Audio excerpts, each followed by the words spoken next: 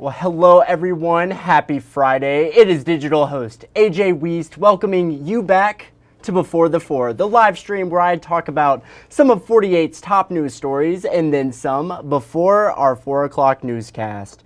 I hope everyone is having a fantastic Friday afternoon, and hopefully you all have some big plans this weekend. Now, we have a lot to get into today, but wherever you're watching right now, whether it's on Facebook, YouTube, or the 48 Now live stream, thanks for watching and spending a bit of your Friday afternoon here.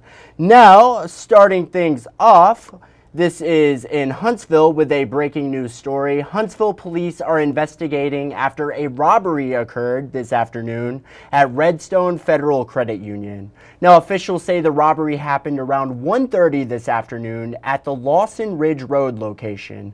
Fortunately, no injuries were reported in the incident, but authorities are continuing to investigate.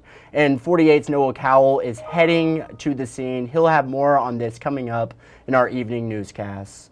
And now, it was a very cold start to the day this morning, but it sounds like it should be warming up a bit over the weekend. But let's hear from 48 First Alert Chief Meteorologist Brad Travis for what's on the radar this weekend. Brad?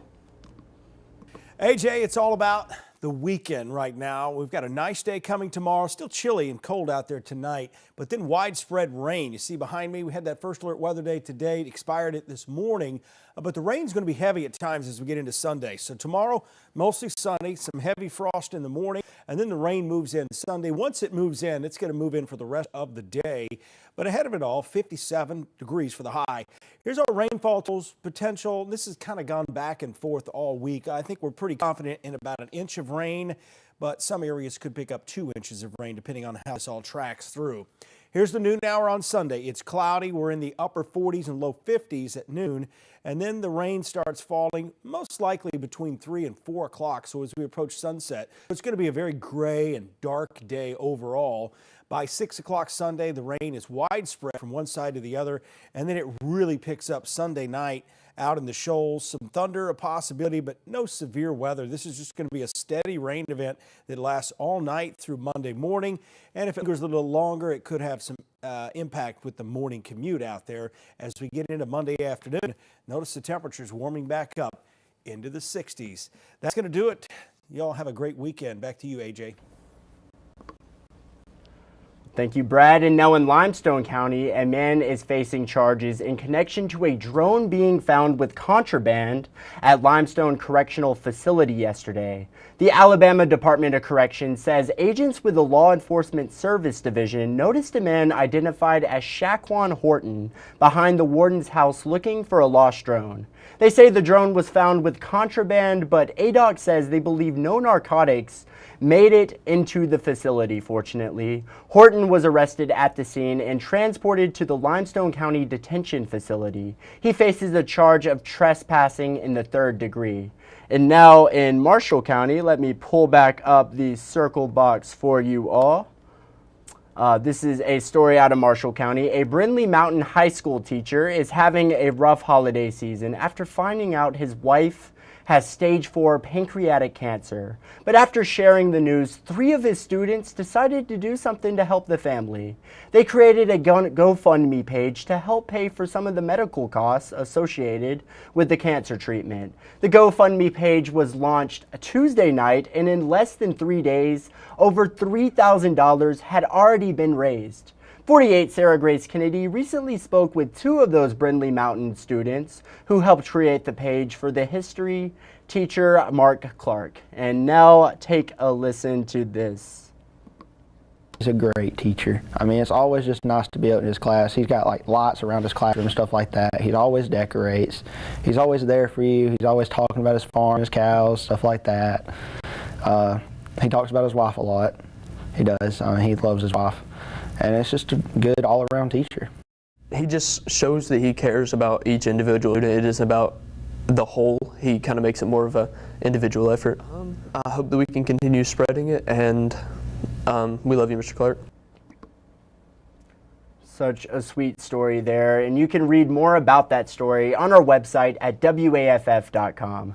And now a story in case you missed it. After several recent instances, including 2 this week alone here in North Alabama, where a student has brought a gun to school, yesterday 48's Noah Cowell spoke with a school resource officer organization on school security technology. Take a listen. The National Association of School Resource Officers, or NASRO, has seen weapons being brought into schools for years. But recently, new advanced technology in the form of weapons detection systems have been implemented, but officers say that they have their limitations. According to NASRO, the K-12 school shooting database shows over 1,200 reports of weapons in schools since last August. What concerns them even more is the 34 confirmed instances over the last 2 years where detectors at schools failed to catch weapons coming in. But Executive Director Mo Kennedy doesn't blame these detectors. The technology is phenomenal. It is designed specifically to detect a weapon, not just a metal item, and that's a game changer. Kennedy says the issue is school leaders who aren't willing or able to update their mindset to meet the times or technology. He emphasizes the importance of each person receiving proper training, also saying providing each school with the proper staff is just as important. It's critically important that schools have that safety team of professionals. That should include an SRO, but also a mental health specialist if there is one, a school counselor, a school nurse maybe, a school administrator. You know, that team that really meets regularly and is very focused and has developed a level of expertise in school safety, working together to help keep the school more and more safe every day. NASRO is starting a new training program in 2025 that Kennedy says could significantly reduce violence in schools. Project Unite is a 2-hour program that has 4 major steps in violence prevention, and some schools are looking to use it once it's available. Reporting in Huntsville, Noah Cowell, 48 News on your side. Well, thank you, Noah. And also related to school security, yesterday 48's Nick Ballinger reported on a recent Huntsville City Council decision to grant access for Huntsville police officers in Huntsville City schools. Nick Ballinger with more details. The doors are now open to all Huntsville City schools for all HPD officers. This comes after the city passed an agreement with the school district to hopefully improve efficiency in emergency situations by providing every officer with a key fob that can open any school doors. Well, I think with police officers having the access to go into the building in case of emergencies, that eases your mind when you know they can get in easily. The school board passed this agreement unanimously back in November, but it also faced a city council vote for final approval. That's where it ran into concerns. But we should not be accessing their cameras whenever we feel like it. Former school board member turned newly elected city councilwoman Michelle Watkins was the lone vote against the agreement. Her reasoning had nothing to do with the key access for officers, but access to school cameras 24/7. To make sure that there's some parameters put in place, that if officers access the cameras, that it's a tracking mechanism in place to tell you who logged in, what did they capture, and I want that reported back to the city council. Huntsville Police Chief Kirk Giles says this is a necessary part of the agreement. The officers don't have access to floor plans. They may not be familiar with the interior of the school. And that plus gives us information on perhaps injured people, as well as if there is any offenders in this, we'd be able to identify them so we know who we're going after. HPD officers will be able to monitor the cameras from its North Alabama Multi-Agency Crime Center. Extra training will also be required for all officers using the key fobs as well as the surveillance system. Well, thank you, Nick. And staying in Huntsville, more homes and development is coming to Southwest Huntsville. The latest boom can be seen in the area of Swancott Road and Rabbit Lane. Most recently, the Huntsville Planning Commission approved the zoning of 90 new homes. 48's Matthew King spoke with City Council President John Meredith, who oversees the area in his district. Meredith says this boom is a direct result of the need for workforce housing. Take a listen. It's different from the subdivision where you have 3 or 4 homes on 1 acre, and so it was initial resistance, but they've come to warm up to the fact that there's going to be a school out there. That was the other thing that I couldn't think of, but getting that P through 8 out there is going to be absolutely essential for the development out there. Very awesome. And now a story out of the Shoals, a story from 48's Aria Ponds. Bankhead National Forest is now home to an energy research facility. Aria Ponds with the story. A Department of Energy research facility is now based out of Bankhead National Forest in Lawrence County. It'll be here for the next 5 years to offer a new outlook for scientists on how weather and climate are absolutely fundamental to everyday life here in the Tennessee Valley. So, understanding, better prediction, better understanding, better representation is important for, the person who's getting their weather forecast. It's important for farmers, it's important for ranchers, it's important for forestry, and it's important for our future. An atmospheric scientist with the Department of Energy, Shaima Nasri, says this facility is important because North Alabama is a unique climate that they haven't really had the chance to truly study in depth yet. The more data they collect, the more they understand what can cause changes here in weather and climate, among other things. Of course, we get many severe weather events, whether it be tornadoes or high rains or droughts. So the more we can learn right here, the more we can help not just the National Forest, but the whole North Alabama community to be able to both predict and respond to those kinds of events. And it will be a learning hub. Students from UAH just visited today, and they will be using the free data collected in their own research on top of getting to see the equipment in action. Having access to the facility, just a short drive from UAH, and having access to it from all of the Tennessee Valley is really, really critical for us to be able to understand the weather here, and also for us to be able to teach it and train future students. They also just began construction on a new tower that will allow the scientists to collect data from a new height above the trees. Reporting in Lawrence County, Aria Ponds, 48 on your side. And I see a comment on Facebook. Laura Thompson says she is watching. Laura, how are you doing this afternoon? Happy Friday. But now here's the story in Guntersville. Police are upping their security and patrol near Cherokee Elementary School after an uptick in traffic violations along Highway 79. Savannah Sapp with those details. School Resource Officer Terry Ware spends his mornings and afternoons standing right in the middle of Highway 79 directing traffic at Cherokee Elementary School.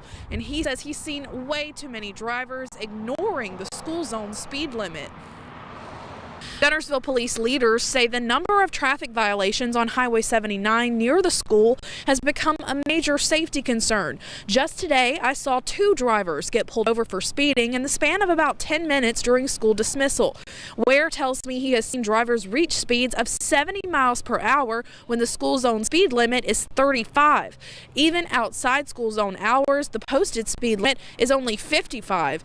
Ware says the department has decided to increase the number of officers in the area to help crack down on speeders. He says while this is great news for the safety of students, he feels it more safe as well. Anytime they're in the zone, it's a great benefit to me. It makes it so much safer. The people tend to slow down more when they're seeing people getting stopped, when they see the flashing lights. It's just a benefit. Anytime they're here, it's a threat for these folks that are just going to continue to speed, that they could possibly get stopped and get citations. And today, 3 officers were stationed in the school zones, ensuring that students were able to load their buses and even cross the street safely. Guntersville police say this increase in patrol will continue for the foreseeable future. Reporting in Guntersville, Savannah Sapp, 48 News on your side. Thank you, Savannah. It has certainly been the national story of the week. The assassination of United Healthcare CEO Brian Thompson. 3 days after the assassination, authorities are still searching for that masked suspect. And yesterday, 48's Kalini spoke with a local former FBI agent on what it will take to find them. Take a listen. Cameras like these are a huge part of tracking down the gunman. Video surveillance has caught the gunman traveling all over the city for possibly hours, maybe even days prior to the murder that was also caught on video surveillance. Of course, in New York, you have so many cameras that the typical person in New York is photographed probably about 200 times a day. Cecil Moses is a former FBI agent. He told me that these cameras allowed police to track the killer's every movement before and after the shooting. Everything from where he stayed the night before to where he went after the crime was committed. When you go into these major cities like New York, Chicago, and other major cities these days, you're on camera. The minute you walk down the street, you're on camera. So if you do something like a crime, it's just a matter of time that they can identify you from all the many cameras that you're going to be staring into. Cameras all over the city allowed investigators to create an exact map of where the gunman was that day. Moses said that these cameras can also help lead investigators to crucial DNA evidence. I believe they've already identified where he probably stayed that night, some local hostel there. There'll be some DNA picked up from there. And Moses believed police will identify the subject soon and not long after will make an arrest. Reporting Cali's 48 News on your side. Well, thank you, Callie. And 48's Daquan Lee will also be bringing you all more on this situation coming up in our evening newscast, so stick around for that. But now, coming up after the break, we'll talk about the latest in local sports news. We'll talk about a really interesting and festive event going on tomorrow in South Huntsville, and also a story you're just not going to want to miss this Friday afternoon. It's all ahead. I'll see you in 1 minute.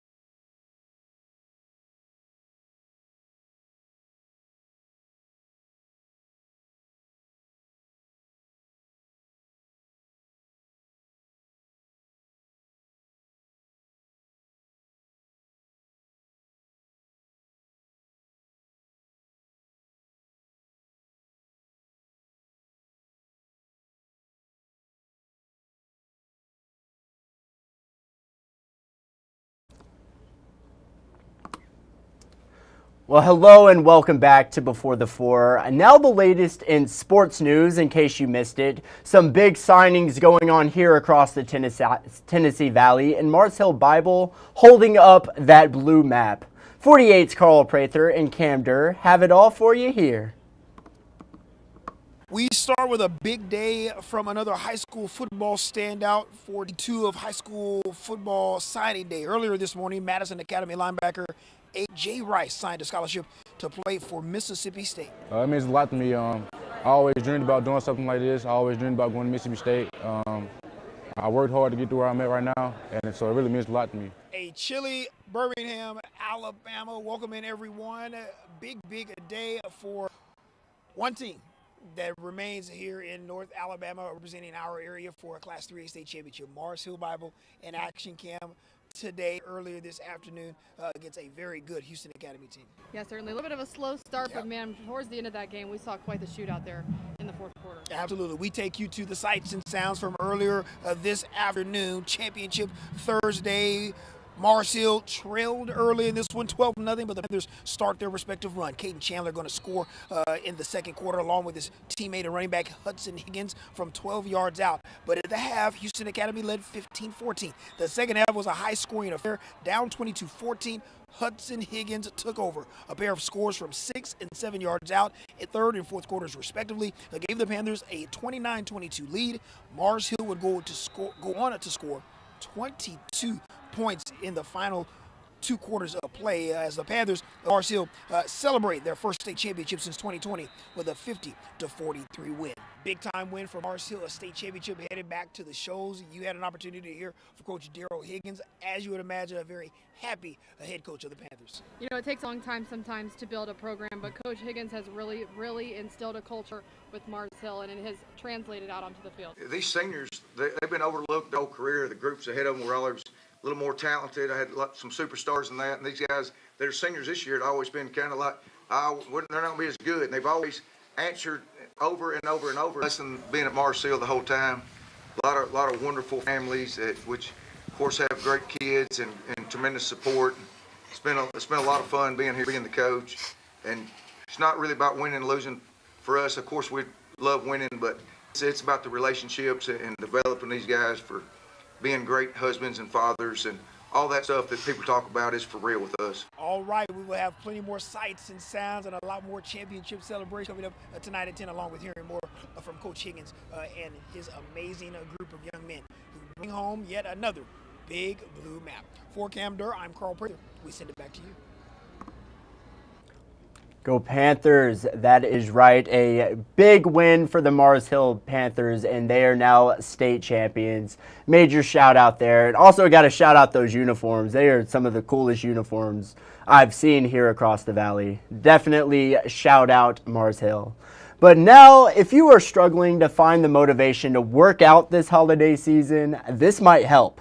Tomorrow in South Huntsville, folklore character Krampus, historically considered the anti-Santa Claus, will be coming out to chase you down the street in the Krampus 5K.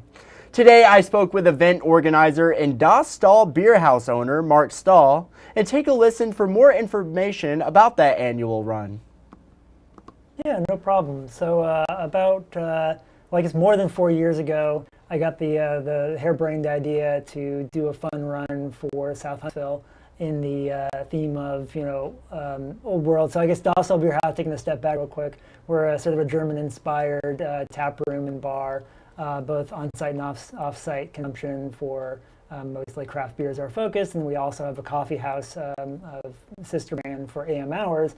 So we wanted to create an event that sort of merges that German influence with Huntsville's history of being German background and create something fun. And so the Krampus Fun Run, the idea being that a Krampusschlaf is a thing where traditionally people would dress up as Krampuses and Krampi, I don't know if that's actually a pluralization, and stomp around their neighborhood at night to sort of have a festival, a parade. And the idea of taking that, more of a parade style event and turning it into a run where you're participating and being, chased or participating with Krampus sort of was the impetus of that idea. It's such a creative.